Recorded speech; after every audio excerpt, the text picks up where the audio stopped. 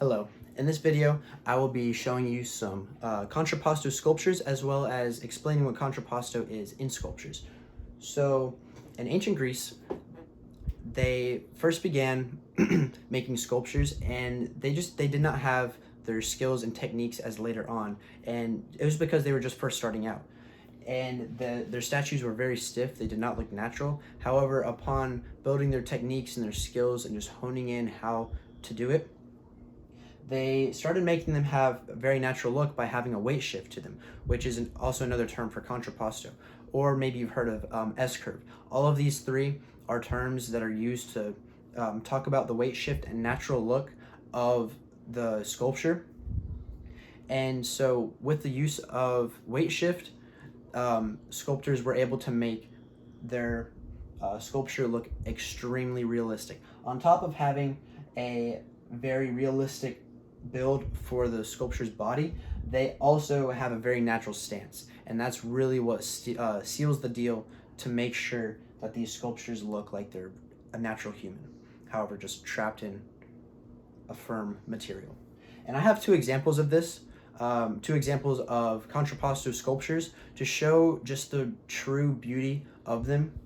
The first one, they're both by Donatello. The first one is his sculpture David, which is a bronze casting finished in 1430. And in this one, we see David has a very stiff leg, whereas the other leg is bent. And so when he's naturally standing there, because that right leg is bearing all of his weight, he just has a natural stance. If I was to go talk to someone, I wouldn't have both of my feet bearing my weight. I would most likely relax one leg and bear the weight on the other one. And this is what David's doing. He's got one leg bearing all of his weight, whereas the other one's relaxed. He's got one hand on his hip with his palm facing out, his other hand gripping the sword like he's just used it. Maybe he's contemplating something. And we see this because his head is tilted down, he's got a slight smile on his face, and he just looks like he's possibly deep in thought. He just looks very natural and just has a very comfortable stance to him. And on top of this one, I have another one by Donatello, which is Saint Mary Magdalene.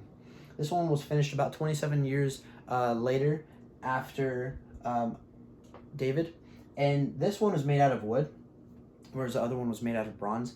And this one is also a very good example, as well as the other one, for a contrapposto sculpture. And this is because we can see the clear weight shift between the feet.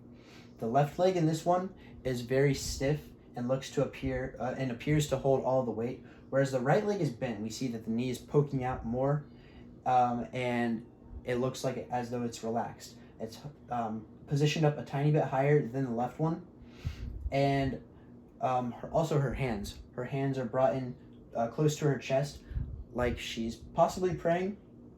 She looks very natural. She's got her head slightly tilted over to the side, and just looks like a normal human being.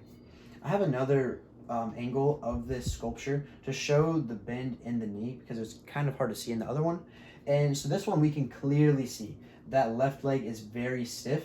You see it all through there. It looks very straight. And then that right leg, you can see the clear bend in the knee where it is relaxed and does not bear any weight. And these two sculptures I thought were great examples of contrapposto sculpture because of the clear weight shift that you see between both Mary Magdalene and David. They're both beautiful sculptures done by Donatello, and he was a very, very skilled sculptor during the early Italian Renaissance. Thank you.